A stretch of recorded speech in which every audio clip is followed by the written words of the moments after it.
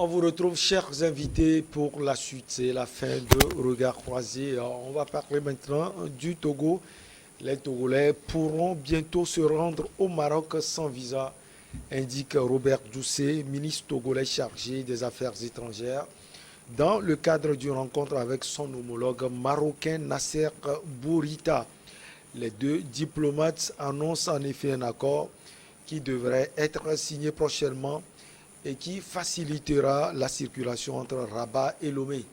C'était à l'issue d'un entretien bilatéral en marge de la première réunion ministérielle des États africains atlantiques organisée à Rabat ce mardi 7 juin 2022. Alors, Georges Hérault, homme politique, on ne peut que saluer cela. Vraiment, je pense que pratiquement sur 5 ans, le professeur est devenu vraiment une lance-pierre. Plus qu'un professeur, qu'est-ce qu'on peut dire? C'est un fin diplomate. Et vraiment, vous savez, le ministère des Affaires étrangères met en œuvre la politique étrangère définie par le chef de l'État. Et il défend les intérêts de l'État et des ressortissants togolais étrangers à l'étranger, et ainsi que la mise en œuvre de la cohérence et de l'action internationale du pays. Et il a pour mission générale de promouvoir la politique étrangère internationale du Togo. Aujourd'hui, à l'extérieur, je pense que ça va. Et la mise en place du Haut Conseil des Togolais de l'extérieur, et toutes ces actions aujourd'hui permettent de décanter un certain nombre de situations que les Togolais vivaient depuis des années et que nous ne savons même pas comment nos ressortissants, nous n'avons pas d'idée de comment nos ressortissants sont traités sur d'autres cieux, même les officiels, parce que il y a de cela quelques jours, j'ai eu un témoignage d'un officiel qui nous disait que c'est comme ça, il y avait une réunion au Maroc et dont l'accès a été interdit sans visa aux Togolais, même les officiels. Alors que les pays d'autres continents peuvent accéder facilement à ce pays et sans même le visa. Et donc ça devient compliqué si entre nous, en Afrique ici, notre diplomatie ne peut pas s'activer pour que nous puissions circuler librement en Afrique. Ça devient dangereux. Les Béninois peuvent aller au Maroc sans visa. Les Ivoiriens aussi, Corneille ne va pas me contredire, peuvent aller sans visa. Même, je crois qu'en Afrique du Sud aussi, il y a un certain nombre de pays que les Togolais ne peuvent pas rentrer sans visa. Je pense qu'il y a lieu, comme ils ont commencé, de continuer parce que ça permet l'intégration, ça permet le métissage, ça permet d'aller apprendre sous d'autres cieux et de revenir, surtout en Afrique. Si les autres continents ne nous permettent pas de venir sans visa, il faut faire tout pour que, au moins en Afrique, que nous puissions circuler. Et je voudrais dire que j'apprécie énormément le travail, la diplomatie, parce que c'est défini par le chef de l'État. C'est le chef de l'État qui définit la mission, définit sa politique extérieure, et le ministre des Affaires étrangères ne fait qu'appliquer, ne fait que le mettre en œuvre. Et donc, je ne dis pas qu'ils ne font pas assez, mais je voudrais qu'ils aillent au-delà pour que d'ici la fin du mandat du chef de l'État, qu'on s'assure que, au moins en Afrique, on peut circuler, que les Togolais peuvent circuler librement sans visa. Alors, Louis Kamako, en français facile, ça veut dire que les Togolais détenteurs d'un passeport ordinaire pourront se rendre au Maroc sans visa. Donc, vous pouvez aller à Rabat comme du beurre, Louis Kamako, je en peux tant que aller journaliste. à Rabat, oui, sauf que je ne peux pas, c'est-à-dire au sortir de cette émission maintenant, je ne peux pas y aller parce que mon passeport, il est expiré. Donc, je suis en instant de renouvellement de mon passeport et dès que je l'aurai, En je ce peux... moment, ça serait signé, les accords. Voilà, ça Voilà. serait signé, puisque l'accord même n'est pas encore signé. C'est un projet, donc on parle en termes de projection. Mais comme tu l'as dit en français, facile de façon triviale, parce que toi, tu as ton passeport qui est à jour. Si tu veux, tu peux aller passer tes vacances au Maroc, au Marrakech, là-bas, à Rabat, en fait, sans visa, sans visa. Donc c'est ça. Mais sauf que C'est à saluer. l'attente a été très très longue. Sauf que encore. Oui, sauf Donc, que parce que nous avons 62 ans d'indépendance. Et si c'est maintenant qu'on a pu obtenir ce genre de visa, je pense que ça laisse à désirer. Ça laisse à même désirer, mais trop tard vaut mieux que jamais. ouais. Les gens l'ont dit. En Côte d'Ivoire, l'Ivoirien il va au Maroc depuis longtemps sans visa. Idem pour le Béninois. Donc ça veut dire c'est ce qui fait que vous avez une forte communauté ivoirienne en Côte d'Ivoire, une forte communauté sénégalaise, en fait, une forte communauté ivoirienne au Maroc, pas seulement au Maroc, mais dans le Maghreb, Oui. parce qu'il y a la Tunisie, il y a l'Algérie, il y a tout ça là, ces pays arabes là, il y a une forte communauté ivoirienne sénégalaise qui sont là-bas. Et vous voyez. Vous voulez dire que le Togo est en retard? Bien sûr que le Togo est en retard. Bien sûr que le Togo est en retard. C'est-à-dire que pendant longtemps, notre diplomatie a été à la traîne. Il faudrait qu'on ait le courage de le dire. Il a fallu justement que quelqu'un comme professeur Doucet vienne à la tête de ce département ministériel-là pour que les choses commencent à bouger.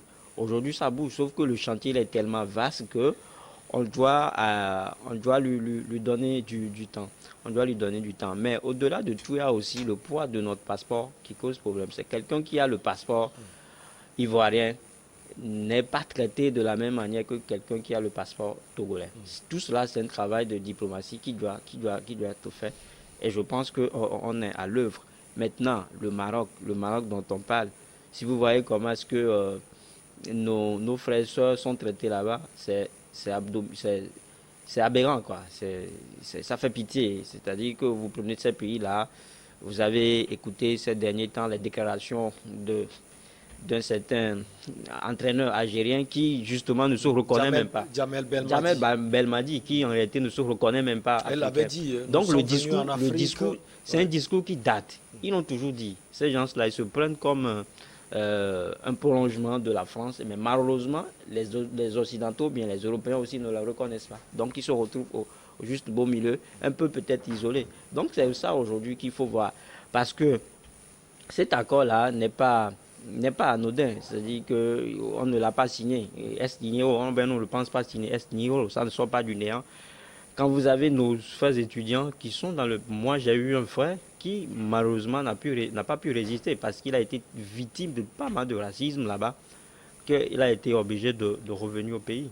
C'est ça, malheureusement. Donc, ces gens, ces pays arabes là, ou bien au Maroc, les gens pensent qu'eux, ils ne sont pas africains et ils traitent mal les Africains plus qu'on peut les traiter dans les pays occidentaux.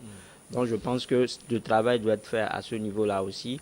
On a le visa, il faudrait qu'on arrive aussi à avoir une franche collaboration entre les deux pays. Il faut vraiment qu'il y ait une unicité d'action. Il faut vraiment que quand le Togolais sera dans le royaume chérifien, qu'il se sent vraiment chez lui, et vice-versa, puisque la preuve, eux, ils sont chez nous, ils ne sont jamais inquiétés. On les traite, on les choisit même, ils sont même dolotés. Donc, il faut que le traitement soit juste envers tout le monde. Maintenant, la question qui reste posée, est-ce qu'un Africain a besoin vraiment de visa avant d'être dans un autre pays africain? Donc le débat, il peut être peut-être ouvert sur ce volet-là. Alors Corneille, en prenant comme base de réflexion ces éléments, la diplomatie du Togo qui fonctionne bien aujourd'hui, quelle analyse vous pouvez faire à l'aune de ce qui se fait dans votre pays, cette diplomatie qui est dirigée par Mme Kandia Camara? Bon, moi je crois bien que chaque pays travaille comme il se doit et chaque pays a ses amis. Moi la question que je voudrais poser, est-ce que le Maroc représente quelque chose pour le Togo? Vice-versa. Oui. Deuxième question, quelles ont été les relations entre les autorités togolaises d'alors et les autorités marocaines d'alors? Parce que ça aussi, ça peut faciliter les émissions de visa plus facilement. Vous avez une troisième? Pourquoi c'est maintenant que le patron de la diplomatie togolaise prend le taureau par les cornes? On va les étudier. On va les étudier. Ah oui, vous On pouvez commence commencer. d'abord par la troisième.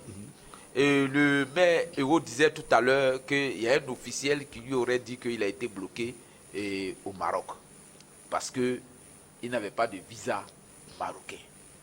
Là, ça touche là-haut, ça ne touche pas le bas. Pour moi, c'est ce qui a poussé les autorités togolaises à aller négocier avec les autorités marocaines. Parce que là, ça pourrait créer un conflit diplomatique entre les deux pays. Parce qu'on dit qu'il y a 100 visas. Pourquoi 100? Parce que c'est le chiffre 100 qui m'a fait réfléchir et qui fait que je pose ces questions.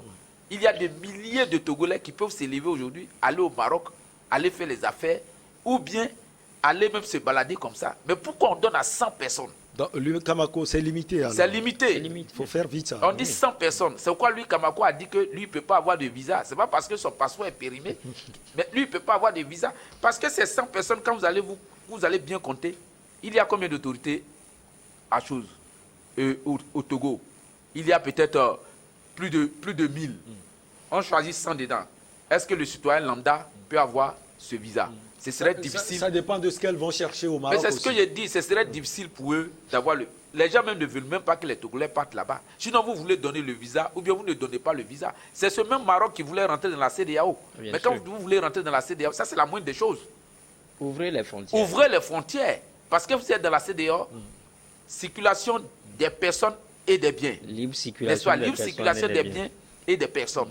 Mais si déjà, vous ne pouvez pas accorder le visa à n'importe quel citoyen de la CEDEAO, c'est qu'il y a problème. Au niveau de la Côte d'Ivoire aussi, c'est limité. Ce n'est pas limité. Je peux me lever matin, je m'en vais au Peut-être Maroc. que c'est un début. C'est pourquoi je dis que quelles étaient les relations que les autorités togolaises ont eues dans les années antérieures avec les autorités marocaines. Parce que vous savez que nos présidents souvent prennent des décisions qui, après, pénalisent leur peuple. On a vu un peu le président Houphouët-Boigny avec les Arabes, quand il a pris position pour Israël.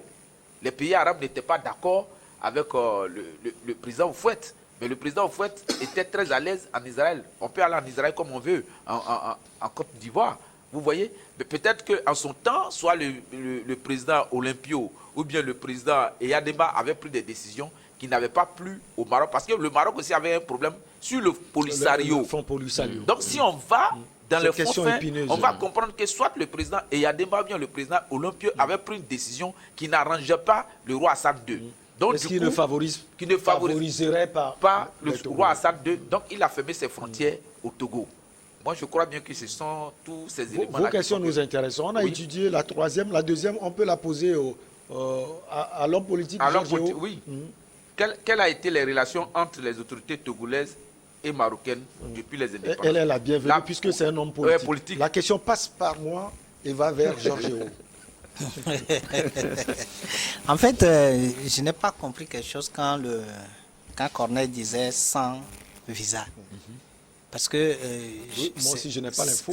C'est dit que quand on parle de 100 visas, ce n'est pas 1, 2, 3 jusqu'à 100. Non, j'ai bien vu 1 et 2 0. C'est ça fait différent ça. de SANS. Non, en fait,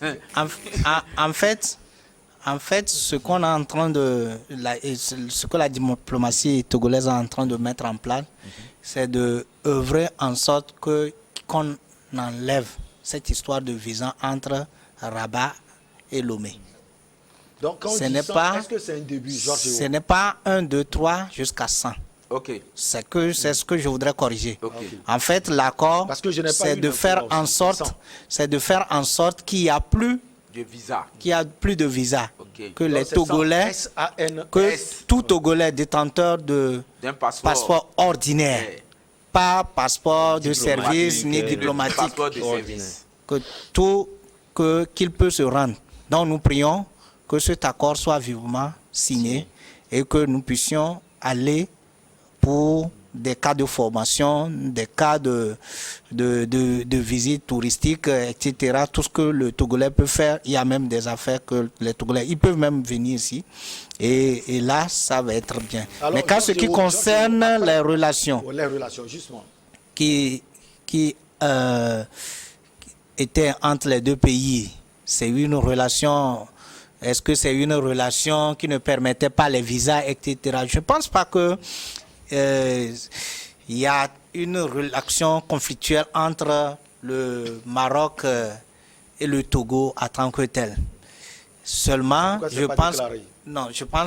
pense que, comme je viens de le dire, le ministère des Affaires étrangères met en œuvre la politique étrangère du chef de l'État. Je pense que la vision des anciens chefs d'État, tels que Olympio et Adema, n'était pas tournée vers peut-être le Maroc. Et comme vous venez de le dire, quand le Maroc devait faire des pas pour déposer son dossier en attente pour intégrer la CEDEAO, le Togo fait partie des pays où il a véritablement approché pour l'aider à intégrer la CEDEAO. Aujourd'hui, je sais que le Togo, qui tient vraiment à la charte fondateur de la CEDEAO, n'aimerait pas, parce que quand on parle de la CEDEAO, c'est défini comme la communauté économique des États de l'Afrique de l'Ouest. Un État qui n'est pas en Afrique de l'Ouest, comment il peut intégrer n'étant pas en Afrique de l'Ouest? Donc, je pense que le Togo tient à ça, mais ça n'empêche pas aujourd'hui que les relations que nous devons avoir avec les autres pays, j'ai cité même l'Afrique du Sud, il y a d'autres pays, il y a même la Guinée équatoriale et ses consorts. Il faudrait que le plan défini par le chef de l'État touche ces pays, afin que le diplomate puisse les mettre en œuvre et les réalise. Puisque, comme on le dit, comme vous venez de le dire, qu'est-ce que le Maroc représente pour le Togo? Qu'est-ce que le Togo représente pour le Maroc? C'est d'ailleurs cette question que, je pense que c'est cette question, ou bien la réponse à cette question même, qui doit peut-être être le principal élément qui fait qu'il n'y a pas cette relation, cet accord entre les deux pays. Puisque, est-ce que les Togolais avant, vous devez savoir que les Togolais avant n'aimaient pas voyager. Et il faut le dire. Dans les années 90, les Togolais peuvent se rendre en France sans visa. Mais combien de Togolais allaient? Les Togolais peuvent aller en Allemagne comme ça. Surtout en Allemagne. Mais combien de Togolais étaient partis? Les Togolais n'aimaient pas voyager véritablement, sortir pour aller... Beaucoup sont allés en Allemagne. Oui, je sais, mais quand on dit beaucoup par rapport à ceux qui sont restés, aujourd'hui, si on donnait cette occasion d'aller en Allemagne, d'aller en France, etc., sans visa, vous allez voir combien de personnes vont aller. Mais pour dire tout simplement qu'aujourd'hui, nous savons que le Maroc, qui est, je crois, 5e puissance économique de l'Afrique, derrière l'Afrique du Sud ou bien quelque chose comme ça, et l'Algérie, et bien avant, comme le Nigeria et l'Égypte, je pense que ça représente quelque chose pour nous de faire des affaires, d'être en relation avec le Maroc, pour que nous puissions donner et recevoir de ce pays. Michel. Avant de vous retrouver, on va tâter le... Au fait, je vais ajouter quelque chose. J'ai posé cette question parce qu'on a eu le même problème en Côte d'Ivoire avec l'Angola. En pleine guerre d'Angola, le président Oufouet soutenait le Jonas Savimbi, il lui donnait gîte couvert. Tout le monde savait. Il y a même des journalistes qui partaient faire des reportages totalement au niveau de sa zone de prédilection. Mais quand le président Gbagbo est venu, qui voulait vraiment des relations bien avec l'Angola, lui traite avec Dos Santos. Il a envoyé la diplomatie française, comme on appelle, ivoirienne là-bas, pour négocier avec Dos Santos, pour trouver le juste milieu, pour que cette relation-là puisse perdurer, cette relation-là soit vraiment une relation fraternelle. Et c'est ce qu'il a fait aujourd'hui.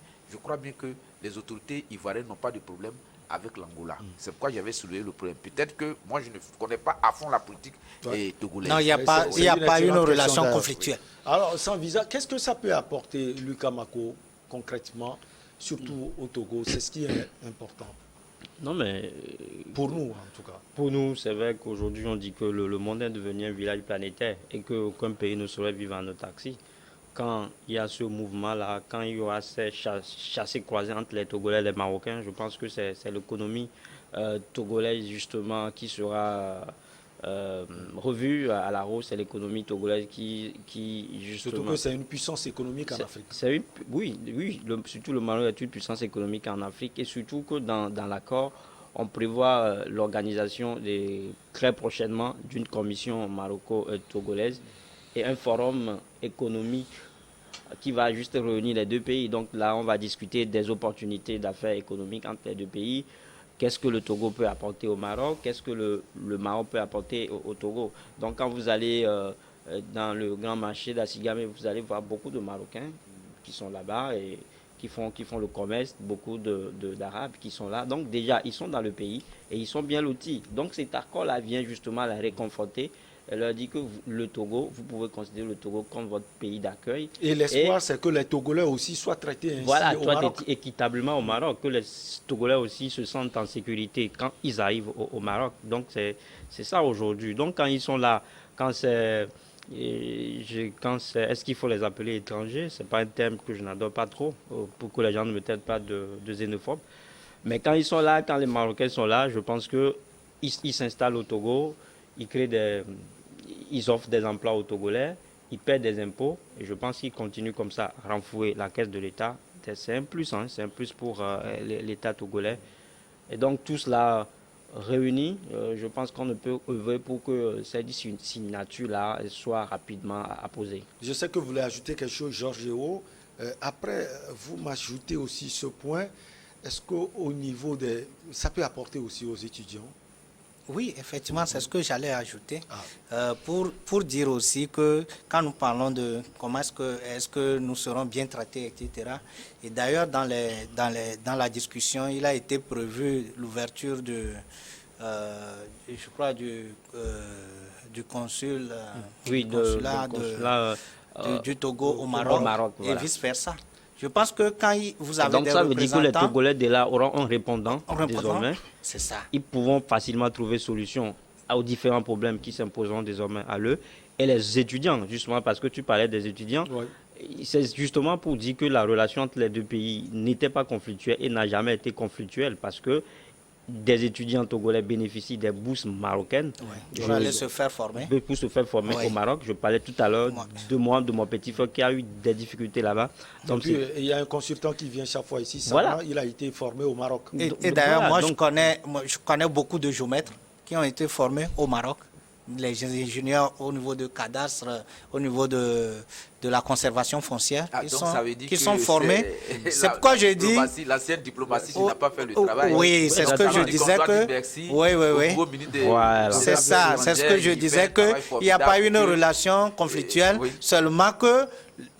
puisque le ministre doit mettre en œuvre ce que le chef de l'État a défini. Donc le chef de l'État n'a pas trouvé peut-être opportun d'avoir cette relation un peu spéciale. Mais aujourd'hui, le chef de l'État l'a fait et le ministre le met en œuvre. Et je pense que ça va être réalisé. Ce que je voudrais ajouter aussi, il ne faut pas oublier que le Togo, aujourd'hui, en Afrique de l'Ouest, est comment on l'appelle, surtout par rapport à notre port, est un élément indispensable. Le port de Lomé est un port qui est très spécialisé dans le transbordement. C'est-à-dire que les grands navires viennent au Togo et des petits navires viennent récupérer les bagages pour aller en Côte d'Ivoire, pour aller au Ghana, pour aller au Bénin, et vous devez noter que les pays de Maghreb sont très très forts dans le transport maritime. Ils ont des flottes maritimes. Et là, ça peut aussi profiter au Maroc.